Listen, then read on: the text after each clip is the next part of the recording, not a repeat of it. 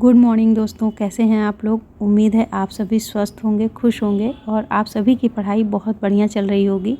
और सुबह के 4 बज रहे हैं और मेरी सुबह हो चुकी है। मैं पढ़ाई करने के लिए अपनी तैयारी करने लगी हूँ और आज मेरी छुट्टी है तो थोड़ा एक्स्ट्रा टाइम मिल जाएगा मुझे पढ़ाई करने के लिए। और अभी मैं पढ़ाई करने जा रही हूँ। स्पेक्ट्रम और ज्योग्राफी दोनों मैंने ले रखे हैं। वैसे तो ज्योग्राफी मेरी कंप्लीट हो चुकी है, मैं उसके पूर्वावलोकन जो है उन्हें सॉल्व कर रही हूँ। और पूर्वावलोकन को सॉल्व करने से मुझे काफ़ी चीज़ें अपने बारे में ही पता चला कि हाँ, मैंने जो ज्योग्राफी की पूरी बुक को कंप्लीट कर लिया, पढ़ लिया अच्छे से और उसके बाद वीडियोस भी देखी और नोट्स भी बनाई। लेकिन हाँ, कुछ चीज़ें ऐसी हैं जिन्हें हम बार बार याद करें या बार बार रिवीज़न करें तभी हमारी वो अच्छे से कंप्लीट होती हैं। तो बस रिवीजन की कमी मुझे अभी महसूस हो रही है। यही वो फ़ायदे होते हैं जो पूर्वावलोकन को सॉल्व करने से हमें समझ में आते हैं कि हमारी क्या कमियां हैं, अभी किन सब्जेक्ट में, किन टॉपिक में अभी हमें और ज़्यादा मेहनत करने की ज़रूरत है और जो जो टॉपिक हमारे वीक हैं उन्हें हम और अच्छे से तैयार करें। और अभी मुझे थोड़ा और मेहनत करने की ज़रूरत है ज्योग्राफी में ताकि वो अच्छे से कंप्लीट हो सके, क्योंकि अभी मैं पूर्वावलोकन को जब सॉल्व करती हूँ काफ़ी क्वेश्चंस मेरे रह जाते हैं। कुछ ऐसे टॉपिक्स हैं जिनको मैं अभी नहीं कर पा रही हूँ अच्छे से।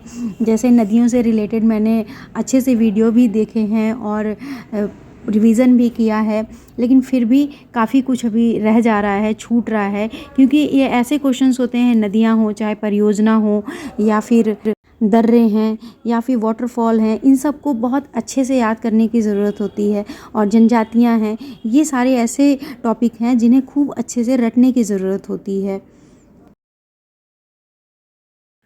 अभी बज रहे हैं सुबह के 7:30 और मैंने अपनी पढ़ाई को ब्रेक कर दिया है। अब जा रही हूँ चाय वगैरह बनाने।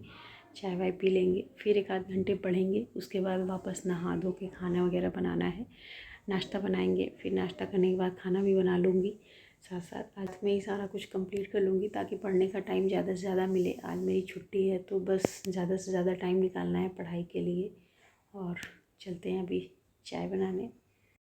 और अभी मैं चाय बनाने के लिए किचन में आ गई हूँ और मैं बात कर रही थी ज्योग्राफी को कंप्लीट करने की। तो इसी तरह हर सब्जेक्ट को ही ऐसे ही लेके चलना है, हमें अच्छे से पढ़ना है, उसकी नोट्स बनानी है।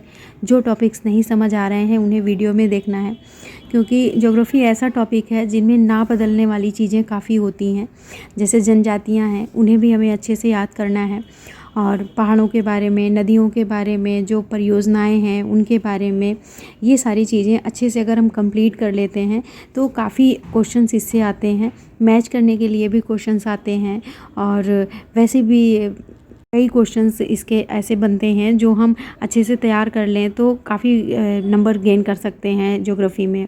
और फ़िलहाल ज्योग्राफी मेरा फेवरेट सब्जेक्ट है तो मुझे कुछ ज़्यादा ही अच्छा लगता है और मैंने इसीलिए सबसे पहले इसे ही कंप्लीट करने की शुरुआत की, इसी से सब्जेक्ट को तैयार करना शुरू किया।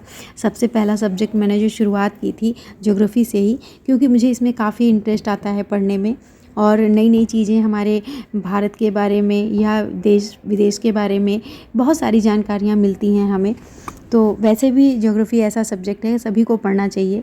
और इसी से रिलेटेड एनवायरनमेंट वो और भी इंटरेस्टेड हो जाता है, क्योंकि एनवायरनमेंट के बारे में अगर हम अच्छे से पढ़ते हैं ना, तो हम कोई सा पेपर ना भी दे रहे हों तो भी हमें एनवायरनमेंट के बारे में तो जानकारी होनी ही चाहिए। क्योंकि इन फ्यूचर अब जो हो रहा है, जिस तरह से हमारा पर्यावरण है, जिस तरह से हमारे मौसम है उस और जलवायु चेंज हो रहे हैं, जो भी सारी चीज़ें जो घटनाएं हो रही हैं प्रकृति में, उसके ज़िम्मेदार कहीं ना कहीं हम ही हैं।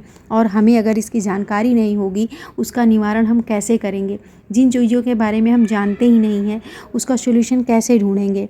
तो मैं तो कहती हूँ कि एनवायरनमेंट ऐसा सब्जेक्ट है जिसे बहुत ज़्यादा सबको पढ़ने की ज़रूरत है।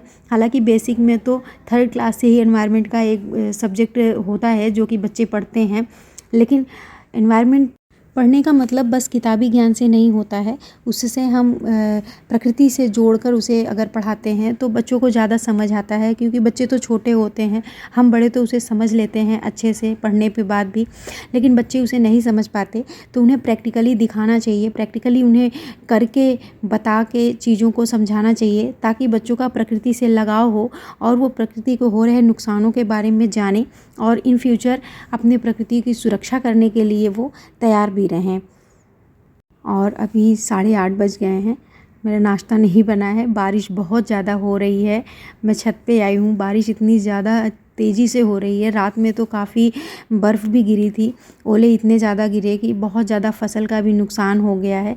और अभी भी देखिए इतनी ज़्यादा बारिश हो रही है कि गेहूं की फसल का सीज़न है। और लोग बता रहे हैं कि मैं तो शहर में रह रही हूँ, मुझे नहीं पता, लेकिन मैं गांव में जब स्कूल में जाती हूँ तो जो हमारी रसोइयाँ वगैरह हैं वो किसान ही होते हैं, तो गांव के लोगों को ज़्यादा पता होता है क्योंकि उनके फसल होते हैं खेतों में। हम तो बस खा रहे हैं, लेकिन वो जिस तरह से उसमें मेहनत कर रहे हैं, उन्हें उगाने में अगर नुकसान होता है तो काफ़ी दुख होता है। इतना मेहनत करते हैं, पैसे खर्च करते हैं, तब जाके वो कहीं अन्न उपज के आता है हमारे घरों में। अभी 9 बज रहे हैं और 9 बजे से 11 बजे तक मेरी पढ़ाई होगी, लगभग 2 घंटे। और उसके बाद फिर मैं 11 बजे से उठ जाऊंगी अपनी लंच वगैरह कंप्लीट करने के लिए। तो बस अभी मैं पढ़ाई करने जा रही हूँ। आज मैंने नाश्ते में बनाया था उपमा और सबने खा लिया था। मैं नहाई नहीं थी, अब मैंने नहा धो के पूजा पाठ कर लिया है, तो अब मैं नाश्ता कर रही हूँ और नाश्ते के साथ साथ मेरी पढ़ाई भी शुरू होगी। वैसे तो छुट्टी का दिन रेस्ट करने के लिए होता है, लेकिन मेरा छुट्टी वाला दिन स्टडी करने के लिए होता है। संडे का दिन जो होता है उसमें तो बहुत सारे हफ्ते भर के पेंडिंग काम होते हैं, लेकिन अगर बीच में कोई छुट्टी मिल जाती है ना, तो उससे हमें लगता है कि बस जितना ज़्यादा से ज़्यादा टाइम मिला है बस इसका पढ़ाई में ही हम यूटिलाइज़ कर लें, क्योंकि वैसे तो मुझे इतना टाइम मिल नहीं पाता है। तो बस मेरा मॉर्निंग से नाइट तक का यही शेड्यूल होता है कि ज़्यादा से ज़्यादा टाइम मैं अपनी पढ़ाई को दूँ। टारगेट मेरा 12 घंटे रहता है, 12 से 14 घंटे का, और उसमें कम ज़्यादा हो सकते हैं, लेकिन मिनिमम 12 तो मेरा है ही है, उससे ज़्यादा जो भी हो जाए। और देखिए मैंने 4 बजे स्टार्ट किया था पढ़ाई करना सुबह, और 4 से 7:30 किया। फिर उसके बाद बीच में मैंने 1 घंटे की पढ़ाई करी, उसके बाद फिर 2 घंटे की पढ़ाई कर ली, और अभी मेरा लंच तैयार हो रहा है। आज छुट्टी है तो छुट्टी में थोड़ा सा स्पेशल हो जाता है। आज मैंने बनाया लौकी का कोफ्ता बनाया है मैंने, और सभी खा पी चुके हैं। अभी मैं किचन वगैरह साफ़ कर रही हूँ, इसके बाद मैं थोड़ा सा रेस्ट करूँगी। और ऐसा ही मेरा मॉर्निंग टू नाइट रूटीन होता है, जिसमें मैं अपने जो भी इम्पोर्टेंट काम है उन्हें निपटाती हूँ, और जितना भी टाइम ज़्यादा से ज़्यादा मिलता है वो पढ़ाई पे देती हूँ। ऐसे ही हर उस एस्पिरेंट की लाइफ होती है जो हाउस वाइफ हो या वर्किंग वूमेन। अगर आप हाउस वाइफ हैं तो भी आपको घर की पूरी जिम्मेदारियों के साथ टाइम निकाल के पढ़ना होता है, और अगर आप वर्किंग वूमेन हैं तो अपने घर और बाहर दोनों की जिम्मेदारियों को निपटाते हुए ज़्यादा से ज़्यादा टाइम अपनी पढ़ाई पे देना होता है।